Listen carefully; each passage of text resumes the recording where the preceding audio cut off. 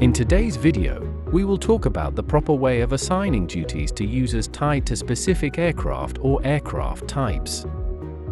First, go to Aircraft Crew Positions and assign the default ratings for the specific aircraft type.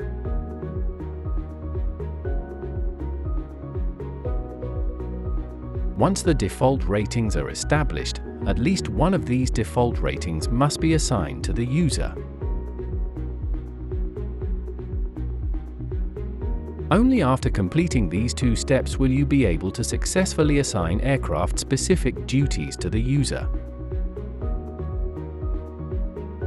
If an AOC is selected in the duty definition, and you want to assign that duty to users, you must also select the same AOC in the user's profile under Full Edit, Ratings tab.